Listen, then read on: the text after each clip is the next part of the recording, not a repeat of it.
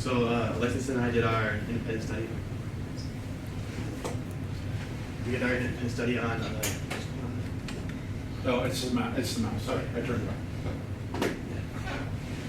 We did our independent study on the evolution of phones, their hardware and design, and we need to come to time. So our purpose was to just understand how the phone hardware changed over time, over the years, and then compare the three eras of phone technology. So the landline phone, the flip phone, and the iPhone or the smartphone. And then we plan to disassemble each device, and identify each part so that we have deeper knowledge. And then track what changed and stayed the same over the course of all the designs. And also for like the eras, these aren't like exactly all the three eras of phones. It's just like the important changes that we decided to look at.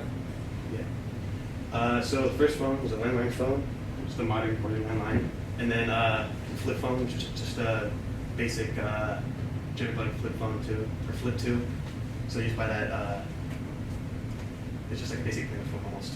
And then there was the iPhone 7 Plus, which was a smartphone, most modern. And then for these phones, they're also like a modern version of them. So like the landline phone isn't an old one, but it's like a newer version. But like the technology is still like around the same.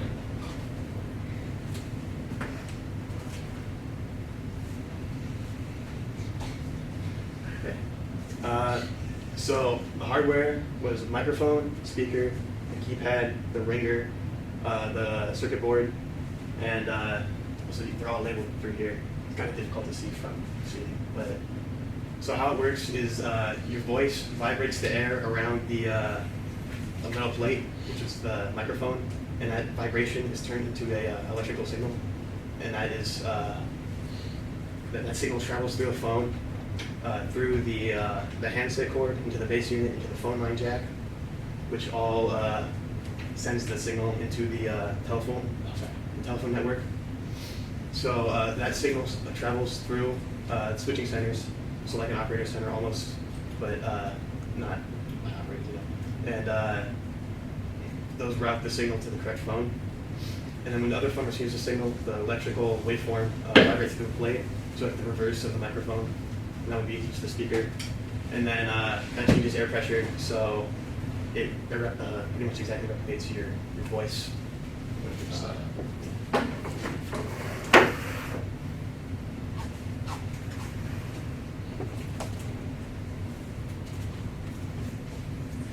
And the flip phone.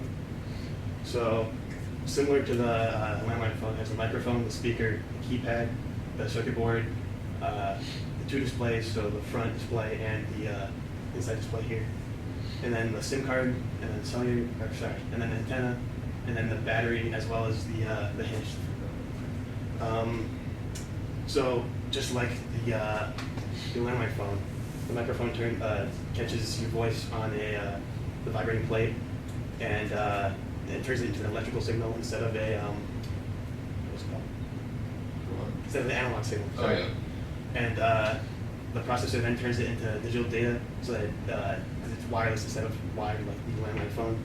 And the main board processes all the data, and it cleans the signal and compresses it so that it can be sent over network wirelessly. And then that antenna does that exactly. It sends the data using radio waves to cell towers into that switching center.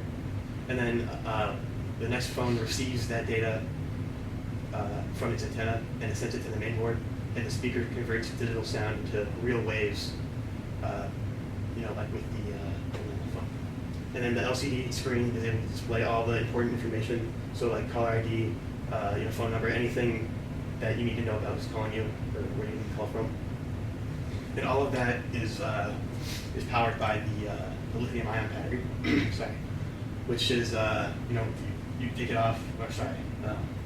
It's a rechargeable battery, and it's put in here to recharge, and it uses pins to kind of send the power through. And unlike with the landline phone, the power is always connected to it in an ion battery.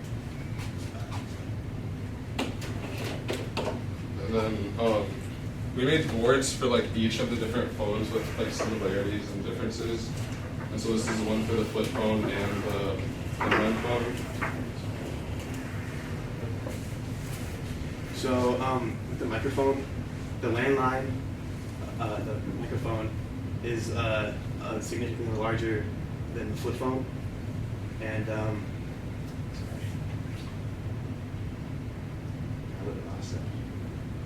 and then the speaker within the landline phone, there's a larger speaker for the speakerphone function, and there's also a speaker within the handset near the top. And the flip phone just has a smaller, or a few, or I think it's one microphone within the base of the phone, so down at the bottom area. And then the input on the landline is is conductive pads, rubber conductive pads. Well, the flip phone is it sends the signal directly through conductive pads, just like the in the circuit board. The landline uses a very basic system, while the flip phone uses what's pretty much a computer, but just simplified a little bit. And then the power with the landline is supplied directly from the wall. Well, with the flip phone, it's in the back. And then I focus mainly more on the smartphone, and I mean the transition from flip phone to smartphone. There's just like a lot more technology built in. So in reality, like it's more than a phone. It's more of like a mini computer, because like the flip phone, it has like a CPU and everything, but it's just more powerful, so it's able to process more data. And here's like the main hardware components, like the same as on flip phone. It has a microphone, except for modern phones, most of the time they have multiple microphones, and they're able to, well, it's the same way as the flip phone, the data goes into the phone, except smartphones are able to do more processing and like change the voice out, so you can get like noise cancellation and like voice isolation. And then for the speakers, there's dual speakers on here on the board. It's like specifically there's one up here, one at the bottom, just so if you're holding it sideways, you get stereo audio. Instead of there being a keypad, now there's it's the touchscreen that reacts to your finger, like touches, and you're also able to do gestures just because of conductivity. For the PCB, this is like the main processing unit, and it's like multi-layered instead of being a single layer like on a flip phone. That's where all your storage is, your Wi-Fi, your antennas, your CPU, RAM, and everything. There's a retina display instead of like a smaller, lower quality one, just because of what like the technologies that smartphones bring with like different apps and everything. There's a SIM card reader too, just so you can identify the number that's calling. The antennas run throughout the whole base, and that's why on your phone there's small plastic like notches and bits for the data to go out. Unlike the flip phone though, the battery on smartphones are usually, you can't take them out and they're rechargeable, and that's like a big problem in repairability.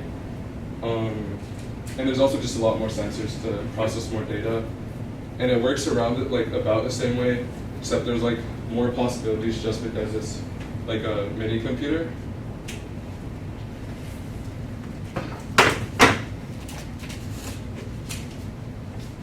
And then here are like the main differences.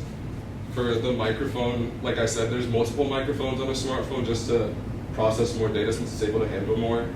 For speakers, there's dual speakers, they're just higher quality, they're smaller, and they're able to send more waves through them. For power, I mean, the main difference is just the battery size, just because of how much power a smartphone needs to power like all the different technologies in it. The circuit board, a flip phone just uses like a single PCB, while modern, most smartphones use multi-layered PCBs with like microscopic parts on it, just because of production and how it's evolved over the years. Like I said, the input, it evolved from just being like keys to being like a touch screen. And then for speakers, like I said, it's just stereo speakers. And I mean, that's what we talked about in evolution. It started as like a standalone analog landline phone, and then over time the components shrunk and it turned into a portable digital device, and then it just became like a modern handheld computer.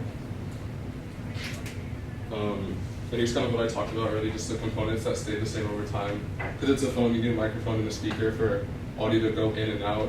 You need an input to change throughout like the menus and everything, and then circuit board to power all that. Even though it used to be analog, it used to be a lot simpler.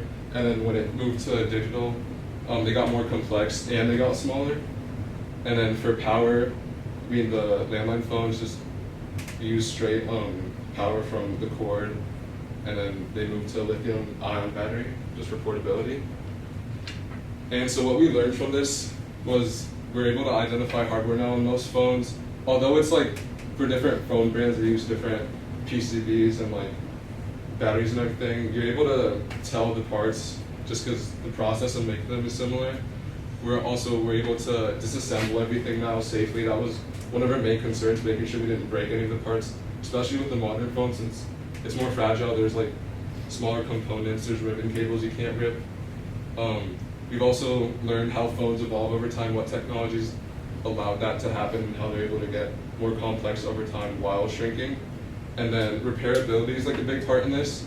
As phones evolved, they became less repairable, and that's like a big movement right now, the right to repair movement. And just like one big problem is that people they don't have access to the tools to fix their devices.